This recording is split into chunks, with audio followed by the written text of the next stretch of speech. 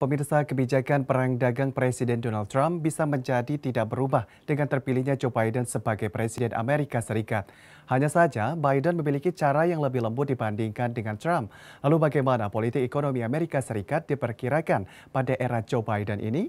Dan untuk membahas hal ini sudah bersama kita Mas Rusli Abdullah. Beliau adalah peneliti Indef.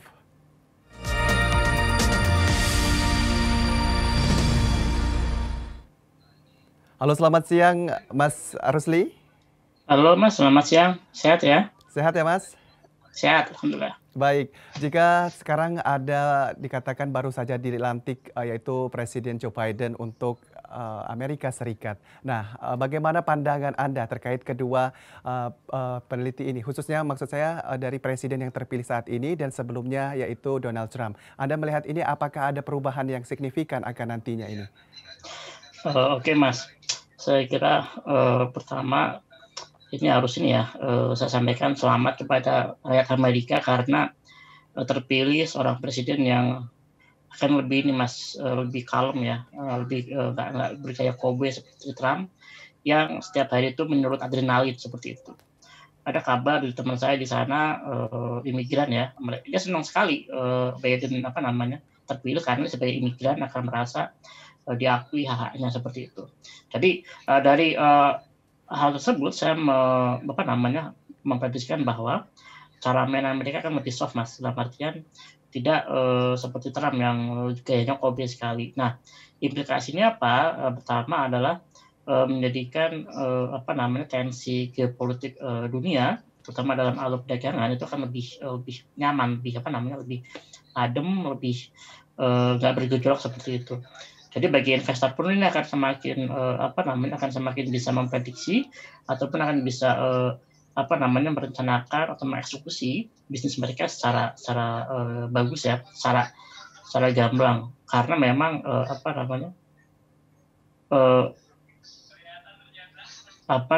ininya nggak tidak terlalu volatile seperti itu. Itu yang akan jadi di masa Biden. Yang kedua adalah itu dunia Mas. Yang kedua, penanganan pandemi akan semakin cepat seperti itu. Ini sesuai dengan komitmen dari Joe Biden ya, yang mengatakan bahwa dia akan menjadikan salah satu fokus utama kerjanya adalah menangani pandemi ini dengan vaksinasi massal di Amerika Serikat. Dengan adanya vaksinasi ini massal, maka akan mendorong negara-negara lain ataupun bahkan dunia ketersediaan vaksin itu akan lebih murah dan lebih available seperti itu Mas. Jadi dari ini akan terlihat udah kelihatan arahnya. Akan lebih geopolitik akan lebih kalem. Yang kedua, pandemi akan penanganannya akan semakin cepat ya, seperti itu. Ya, ini dampaknya apa bagi ekonomi? Nah, terutama bagi partner dagang Amerika pastinya akan merasa lega. Ternyata arahnya jelas.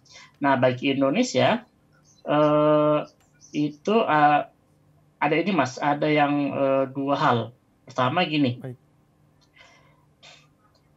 sentimen anti Tiongkok mungkin akan berkurang ya seperti itu sehingga aktivitas investasi dari Tiongkok itu akan balik ke Indonesia, akan banyak masuk ke Indonesia. Yang kedua adalah pun dengan investasi yang lainnya Mas, jadi bermacam-macam investor di dunia. Karena melihat ketika sentimen anti Tiongkok berkurang sehingga kondisi politik Indonesia kalem, turun ya seperti itu, nggak seperti kondisi polemik tahun sebelum Pilpres 2019, ini akan menjadikan optimisme para investor dari luar negeri di Indonesia akan bisa masuk ke Indonesia. Terlebih ketika ada misalnya pemerintah menjanjikan paket stimulus melalui undang-undang cipta kerja ya, satu ataupun bermacam kebijakan pembangunan infrastruktur yang mendukung pembangunan kawasan industri. Dan yang menarik kemudian seperti ini Mas, bahwa terkait dengan pengembangan ini yang menjadi fokus ya, energi terbaru ya, energi baru seperti green economy atau green energy.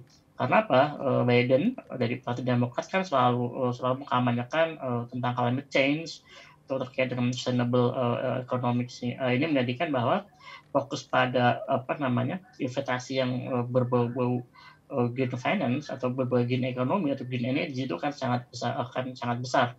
Nah, Indonesia itu kaya sekali dengan sumber daya itu. Dalam hal ini misalnya nikel ataupun sumber daya yang lainnya yang terbarukan, misalnya geothermal dan kemudian yang berikutnya adalah misalnya unsur-unsur tanah jarang ya, yang itu bisa menjadi sumber energi yang baru dan ini akan menjadi akan meng-attract ataupun me-invite para investor untuk invest duitnya ke Indonesia. Kita lihat belum lama ini ada Tesla ya, Elon Musk yang bilang dia ingin invest di Indonesia karena memang ketersediaan nikel yang besar seperti itu. Jadi ini kan potensi Mas, nah tinggal bagaimana pemerintah itu mempersiapkan diri. Jadi dia ready nggak dengan perubahan dari politik Amerika yang pasti akan mengubah pola geopolitik dunia, ya kan? Betul. Nah, ada perubahan ini, pemerintah harusnya bisa melihat perubahan-perubahan apa sih misalnya yang harus disikapi dan harus disiapkan di dalam. Misalnya gini, oke, ketika ada climate change, isu utama menjadi sangat utama ya, green energy menjadi sesuatu yang utama, ya berarti pemerintah harus mempersiapkan nih bagaimana infrastruktur investasi yang yang mendukung ke sana. Misalnya bagaimana tadi di nikel ataupun sumber daya yang lainnya. Dan pastinya gini Mas, akan ada tekanan untuk mereduksi batu bara kan, karena batu bara kan sebagai kotor, energi kotor. Nah, bagaimana Indonesia pasti akan ada tekanan ini terkait dengan climate change kan, dan bagaimana sih kebijakan-kebijakan kita itu bisa mengadopsi ataupun bersinergi dengan kepentingan politik dunia seperti itu. Baik, Isi Mas. Mas Rusli, kiranya apa yang terpenting yang harus dilakukan pemerintah Indonesia khususnya untuk mempererat jalinan kerjasama ekonomi dengan Amerika Serikat ini? Nah, yang penting gini Mas, harus dipastikan kan politik luar negeri Indonesia kan bebas aktif ya.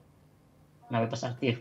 Ini harus kita sampaikan atau pemerintah sampaikan kepada negara-negara dunia bahwa Indonesia basis polugrinya adalah bebas aktif.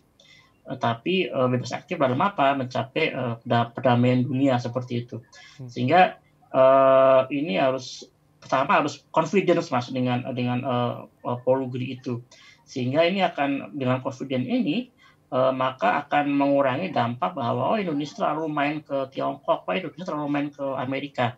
Jika udah kelihatan seperti ini akan menjadi repot kita Mas kepada di ekonomi kita. Kalau kita misalnya terlalu condong ke Tiongkok pasti akan di sini sama Amerika. Kita terlalu condong ke Amerika pasti akan disinisi oleh Tiongkok ataupun Rusia. Nah, kita harus declare bahwa kita polugri bebas aktif ya seperti itu. Itu yang harusnya Mas. Nah, ini kerja antara dari Kementerian Luar Negeri dengan kebijakan ekonomi kita Mas. Para investor terutama ya. Jadi dalam artian para investor harus disampaikan ya, pelaku ekonomi dalam negeri Mas ya. Seandainya mau menginvite investor dari luar negeri, ya terserah mau invite dari mana, mau dari Rusia, dari Amerika, no problem karena memang polugri kita kan bebas aktif. Cuman bagaimana setelah itu dilihat mana sih yang paling menguntungkan Indonesia? Nah, itu yang paling dilihat Mas. Misalnya kalau seandainya ada investasi yang untuk green energy dan itu yang paling menarik Indonesia, udah ambil itu seperti itu. Baik, untuk secara spesifik menurut Anda ini Mas Rusli, bagaimana politik ekonomi Amerika Serikat di tangan Biden ini khususnya terhadap Indonesia ke depannya? Nah, ini Mas, oke. Biden itu pasti dua hal tadi masalah climate change seperti itu. Kemudian masalah HAM. Nah, otomatis climate change tadi pasti ini Mas nanti terkait dengan bagaimana sih kebutuhan energi domestik kita yang sebagai ini ya, energi kan sebagai ini Mas, sebagai sumber roda ekonomi ya. Misalnya untuk pembangkit listrik, pembangkit mesin-mesin pabrik, atau sebagai bahan bakar motor dan sebagainya. Ini pasti akan ada pengaruh bahwa mungkin ada tekanan bahwa Indonesia harus mulai konversi ke energi yang terbarukan. Ini juga berpengaruh, berarti ininya akan ada ke sana Mas. Nah, ini dampaknya kemana? Ke batu bara kita. Karena kan memang dalam rencana umum energi nasional kita tahun 2025 tuh batu bara masih mayoritas seperti itu. Dan ini pasti akan ada quote and quote dirusui lah ya seperti itu. Nah ini yang harus menjadi apa namanya perhatian dari pemerintah saat ini. Jadi yang masalah tentang energi mas kedua ya adalah terkait dengan masalah HAM. Bagaimana misalnya terkait dengan terutama di Papua ya, Hmm. apalagi ya Papua masalah indigenous people, terus masalah hak-hak adat, kaum adat kan, apalagi ini terkait dengan konflik banyak sekali kan kaum adat atau tanah ulayat yang konflik dengan pertambangan, dengan perkebunan kelapa sawit. Nah, kalau seandainya ini diarus utamakan atau dikembangkan oleh Joe Biden ini, Indonesia harus ibaratnya akan terkena mas dampaknya. Tapi terutama di masalah pertambangan sama di perkebunan sawit seperti itu. Dan ini yang harus Baik. pemerintah harus siap-siap memberikan ada sebuah reaksi, aksi sama reaksinya, Mas. Gimana sih cara menepis anggapan seperti itu dari Amerika? Baik, secara umum apakah Anda bisa memberikan sedikit penjelasan bagaimana kebijakan pasangan Biden dan Harris ini untuk kedepannya tentunya mampu menciptakan stabilisasi geopolitik. Nah, yang Anda katakan ini juga merupakan angin segar untuk para investor, khususnya juga di Asia Pasifik seperti itu. Nah, Anda bisa simpulkan tidak, apakah ini memang menjadi angin segar untuk para investor, khususnya di belahan dunia, khususnya yang bisa bekerja sama dengan Amerika Serikat, Mas Rusli? Saya kira iya, Mas, ini akan menjadi salah satu, apa namanya, angin segar ya. Meskipun kalau, namanya Joe Biden Demokrat, Mas, ya, itu, Hmm, akan apa namanya, akan selalu menaikkan pajak ya. baik, Demokrat kalau Demokrat terpilih di Amerika dia akan, menaikkan pajak seperti itu, pajak progresif, tapi kalau di, Republik dia akan menurunkan pajak. Memang seperti itu, Mas, apa namanya, polanya. Nah, tapi dengan adanya Demokrat ini meskipun ada, misalnya kenaikan pajak, baik, iya kan, itu akan menjadi, tapi ini ada sebuah kestabilan, geopolitik dunia, dan hmm, ini akan menjadikan bahwa para investor mungkin di Amerika ya akan di-push, ya udah kalian cari investasi di luar negeri. Berarti akan Mas, akan keluar dari Amerika. Karena baik. memang pajak di domestik mereka tinggi dan, apa namanya, dan ketika mereka keluar dari Amerika ya Indonesia harus, "Ayo kalau mau keluar udah ke sini aja, ke Indonesia deh."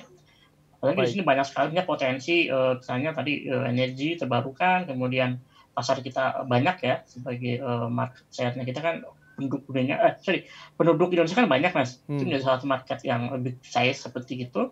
Indonesia berada di antara maksudnya sebagai bisa hub kan, hub untuk ke Australia, Baik, bisa ke Mas mana, ke Rusli.